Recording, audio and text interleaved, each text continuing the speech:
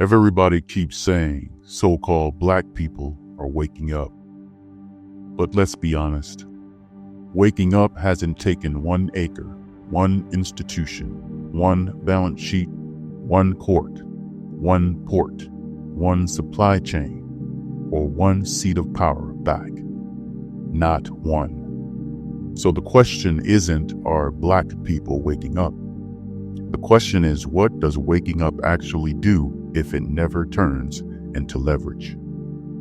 Because knowledge without strategy is just noise with better vocabulary. We've mastered the revelation phase. Names, lineages, maps, prophecies, tribes, stolen history, hidden texts. That part is done. But revelation was never the end game. Revelation is the alarm clock, not the job.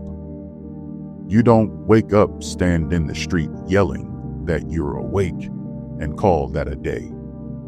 You wake up and go to work. Here's the uncomfortable truth no one likes to say out loud. Most people don't know what to do with new identity once they get it. They know how to argue it. They know how to shout it. They know how to posture with it, but they don't know how to govern with it. Power doesn't respond to volume. Power responds to organization, silence, patience, and receipts. And yes, Scripture actually agrees with this. Israel was never rebuilt by shouting at soldiers. Restoration, even biblically, was about order, discipline, and law, not chaos and weapons. But here's the part that matters even if you remove Scripture entirely. There are simply smarter ways to take back what was taken. Violence is the tool of people who don't understand systems. Weapons are what you reach for when you don't know contracts, jurisdiction, or timing. Land changes hands through law. Institutions change hands through governance. Wealth changes hands through structure. Every empire that ever lost control didn't lose it because people screamed at soldiers, screamed at strangers in the streets. They lost the system because someone quietly learned the system better than the people guarding it. Land wasn't stolen with megaphones. Money wasn't stolen with insults. Institutions weren't stolen with anger. They were stolen with paperwork, timing, leverage, and law. So if this awakening is real, why aren't we talking about trusts instead of tribes?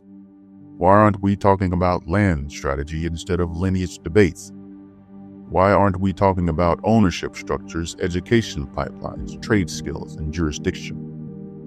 Why is so much energy spent being seen instead of being positioned?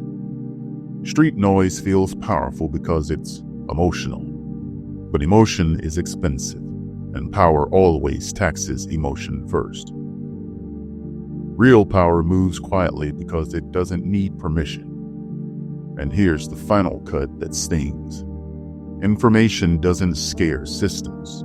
Competence does. Systems don't fear awakened people.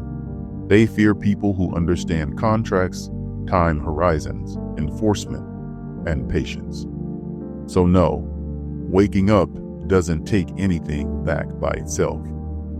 But awakening followed by discipline, that's different.